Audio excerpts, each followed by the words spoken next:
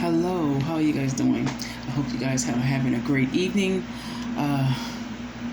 It's Wednesday evening, 8:30, almost 8:30 Eastern Standard Time where I am. And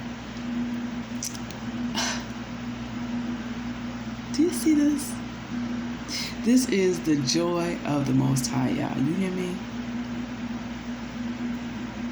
Yeah, I don't come on here and talk too much about what's going on in my own life, and I don't really feel the need to do that. I'm not the type of person where I come online and I just, oh, I'm going through this, oh, I'm going through that, oh, etc., etc., etc. I am a private person for obvious reasons, but I want to just talk to you guys and encourage you guys this evening. Probably just a reminder, stuff that you already know. But I want to encourage you that no matter what you're going through, Yah has your back. You feel me? I'm dead serious about that. I can tell you, I'm not going to get into details, but time and time and time after time after time and time again, I found myself in situations in my family, and I was like, yeah, what's going on? I'm going to need for you to work this thing out. I'm going to need for you to fix this. I'm going to need for you to save, heal, and deliver. Now, I'm going to need for you to supernaturally protect. Now, I need you to avenge us, our adversaries. And I promise you, Yah has been faithful to do that each and every time. And it has not been because I've always done what I was supposed to do. Because sometimes I don't do what I'm supposed to do. I'm being blunt and honest. Sometimes I fall. Sometimes I get back. Every time, actually, I get back up again. And a lot of people won't tell you that because we got to put on this air of righteousness. Right? Self-righteousness is what it is, and religiosity. But I'm going to tell you something. Yah says a righteous man falls and gets right back up again. And there is no limitations to how many times a righteous man can fall and get back up again. So, I want to encourage you to get back up again. You're on the ground, get back up again. You don't have to stay where you are. You do not have to beat yourself up, and you sure in the heck don't have to let other people beat you up either. You feel me? Let me tell you something. Religious people who act like they've never fallen, like they never had to learn how to walk. They act like they never had to learn to crawl before they walk, and learn to walk before they run. And so they'll get on here, and they'll be like, oh, holiness is still right. And I'm not against holiness. Please hear me out. Yes, without holiness, no man shall see Yah. But let me tell you something. Holiness is not what we do with this and what we put on this. Okay? Holiness is a condition of our heart. And if our heart is where it's supposed to be, if Yah has put a new heart in us, and He's planted His law on the stone tablets of our heart, and His word is hidden in our heart so that we won't sin against Him, then the natural fruit that will come from that is holiness. But it's not based upon what we do. It's based upon what the Ruach does in us. And a lot of people keep putting themselves on this guilt trip, keep going through condemnation, keep letting religious folks and Pharisees and Sadducees beat them upside the head. And then they be like, I can't live for God. I can't do it. I can't be holy. Yes, you can. But you can be holy and you can live for Yah once you stop trying to do it yourself and you let the Ruach do His work in you. And it's a process. You fall, don't oh my God, I fought again. No. Oh my God. I used to do that. You think I'm making fun? I promise you I'm not making fun of you. I used to be that person that be at the altar every Sunday. Okay? For the same thing. Until the Ruach just dealt with me, and he started over time showing me, hey, I am going to perfect that which concerns you. And I began the good work in you, Winona, and I'm going to finish it. And it doesn't go by somebody else's timeline of holiness. She's been in this thing for 20 years. She should be holy by now. Who is you? Can I look at your hands and see if the nail prints are in your hands? I ain't gonna find them there. Take your shoes off and your socks. Let me look at your feet. See if they got nail prints in the feet. I'm not gonna find nail prints there either. Why? Because you didn't die. You haven't resisted unto blood. You didn't shed your blood for us. So sit down. This don't got nothing to do with you. This between me and my daddy. My heavenly daddy. And guess what? He got me, boo. He got them, boo. And that ought to make you feel awesome. No man can pluck you out of the hand of the Most High Yah. Do you understand what I'm trying to say to you? Then he turned around while he's perfecting that which concerns you, while he's working the fruit of holiness and righteousness in your life. He don't wait till you're perfect and right to bless you. He don't wait to bless you until you got it all together. He does not set a table before you in the presence of your enemies. Once you perfected that which concerns you, you can't perfect it. I know I couldn't. But he said, now I'm going to show you my grace and mercy on this woman, on this man, on this boy, on this girl. You may not think they deserve it, but I'm the one that died for them. So back up and let me do my work in them, because I will perform it. I started it and I will finish it, saith Yah. And I'm not better than anybody else. I'm not better than you. I just put my faith in him. And you know, when you take on that stance and you are really rooted and grounded in the love of the Most High, that love that he has for you, when you're rooted in that thing, and I mean you are assured of that means no religious, pharisaical, Sadducee devil could come to you and put you under any kind of guilt or condemnation. They can't do it. And that frustrates religious devils. They can't stand that. It irks their nerves. It just, who do they think they are? I'm better than them. I'm holier than them. I'm righteous. I pray this much every day. I fast. I'm X amount of days out of the week and out of the month. I got my dress dragging on the ground. I cover my head up. Where's my beard? No, I ain't got no beard. I might have had a hair or two. Oh, God. But anyway, seriously. I don't wear makeup. I don't do earrings. I'm holy.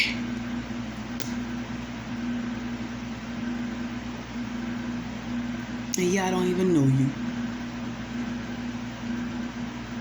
But that's none of my business. That's between you and him. You'll find out once you gone and you stand before him in the great white judgment. And he gonna be like, depart from me. I never knew you. But that's none of my business. You do what you do with your religious self, with your pharisaical self. Have a good time. I'm not hating on anybody. I'm trying to encourage you. All you got to do is get back up again. And it don't matter how many times you've fallen. It don't matter what anybody got to say. None of that matters. I promise you. You don't have to come from a perfect family. You know, so, let me tell you something. I love my family, but my family is not perfect. All my aunts and uncles name out the Bible, but they're not perfect. And that's all I'm going to say about that. My grandfather founded 3 churches in Louisiana, but he was not perfect either. Nobody, I do not care how much y'all use them, is perfect, was perfect. That's why you don't go to them and I want to take your mantle. No, I don't want your mantle. You take your demons with you to the grave, baby. I want the Ruach. Fill me up with his spirit. And nothing else, please. Thank you. Yes. When they can't control you, when religious demons cannot control and manipulate you, they toss you away like a dirty dish rag. And unfortunately, we have people that are in church that are faithful to church, if you will. And they believe that they're doing what the Most High Yah has called them to do. They wholeheartedly love Yah with all their heart, all their mind, all their soul, and they just deceived in that one little area where they feel like, if I do what the pastor say, if I do what the prophet say, if I do what the apostles say, if I submit to this one and that one, then I can show that I love Yah. But what happens when they are wrong? What happens when they can't hear from the Most High Yah on your behalf? Hello, King Eli and Samuel. What happens when they start walking in disobedience to the Most High Yah and you have to turn around and rebuke them? You going to still submit to them even though they're in rebellion and disobedience so that you could be a partaker of their sin? Or are you going to say, you know what? I know the Most High used you to teach me this, that, and this, and I thank Yah and I thank you for it, but right now you're wrong, so I got to bounce. Because I don't want that curse to follow me. Because I know that you're wrong. And it's okay to tell a leader that. Some people may not believe that. You need to stay in your lane. No. The word says, Paul said, follow me as I follow the Hamashiach.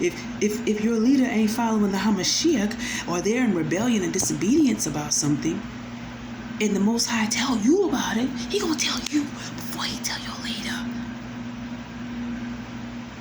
And if the leader is telling you to disobey Yah, you better not.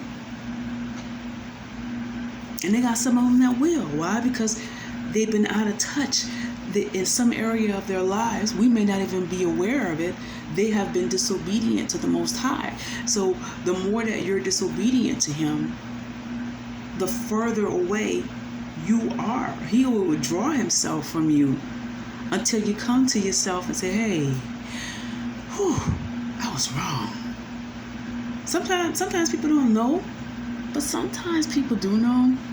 They just, for whatever reason, they just decide they don't want to do what Yah told them to do. You are not obligated to submit to nobody, husband, leader, government official, that's telling you to disobey the Most High Yah. Your first allegiance is to Him first. And then, if you have somebody in authority over you, if they're in obedience to the Most High Yah, then yeah, you should submit to them. I'm just trying to encourage you and help you out, because there are a lot of people that's walking underneath the curse of their leaders, and they don't even understand it. There are a lot of people that's sowing seed, if you will, and they're talking about financial seed. There's really no such thing as a financial seed, but I won't get into that. But there are people that are sowing money into leaders that are in rebellion to the Most High Yah, and they wonder why their finances are cursed. They wonder why their money don't go nowhere. They wonder why all hell is breaking loose. They can't take care of themselves. I promise you that in the middle of a pandemic, Yah will promote you and bless you.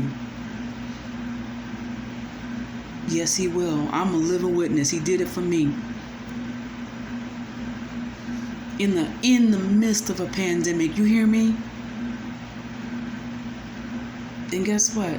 I don't have a pastor per se that at a church that I go to. I have a pastor, a leader that I submit to where I work. And that's it. And I thank y'all for him because he has a heart. He has a servant's heart for the people. And it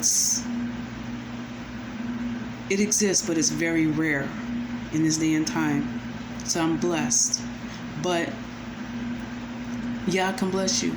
And people say you curse. You can't listen to people. People have you all jacked up. If I would have believed this and that and that and this, what other people have said about me, I would be in a loony bin with nothing. But Yah has tremendously blessed me. And He is blessing my family. Even though the enemy, yes, has tried to attack because he mad. But so what? It still didn't work. It ain't work. It ain't gonna work. I know I look cross-eyed. Oh, this is not fake, y'all. This is just... I'm thankful to the Most High for what He's done and what He's doing in my life. And there's a lot I don't testify about. But there's a lot that Yah has done. And I'm grateful and I love Him. I love the Most High Yah. Yeah. Mm-hmm. So, when you make that commitment to be obedient and trust Yah with everything. Huh? I promise you He will bless you. I promise you He will open up doors for you. And you got to get to the place where you got to recognize that the doors that He opens sometimes may not be to the houses and places you want to be, but those are the doors He has ordained for you to walk through. And you'll know. If you are in touch with the Ruach the way that you need to be, you will know which door to walk through. And you won't have to go to this one and that one and this one and that one. Getting the word. Should I do this? Should I do that? Trying to get advice for your life. Be led by the Ruach. The sons of Yah are led by the Ruach. Period. The steps of a good man are ordered by Yah. You don't get your commandments and your orders from people. You get them from the Most High. And Yah may speak through the people to verify what He already done said. But if your faith is where it needs to be, you don't need confirmation and verification and affirmation from man. I don't need nobody to lay no hand. As a matter of fact, I prefer if you don't lay your hands on me because I don't know what you got going on with you. I don't know where your hands have been. I don't know where your spirit have been unless the Ruach show me. And I don't want your demons. I'm trying to deal with my own, cast out and evict my own. I ain't got time to deal with yours. I'm here to tell you. Your end will be greater than your beginning. But you gotta trust Yah. I never thought I would make it to 51, 52 years old and doing what I'm doing right now and the things that Yah is doing for me. But He's doing it. It ain't because I'm perfect either. It's just, that's His plan. That's His plan. I know the plans that I have towards you, saith Yah. Plans of good and not evil. So that you can have an expected end. But you gotta trust in Yah to see that. Do you understand that? And there are no shortcuts. You may have to go through something. And it may take you a little while. But if you just keep on walking step by step and trusting Yah the whole way, you'll see it. You'll see it. You'll see it. And it's so awesome. It really is. I'm going to go. I've been on here long enough. Y'all trust y'all, no matter what you're going through. And that man, trust y'all. Have a great week.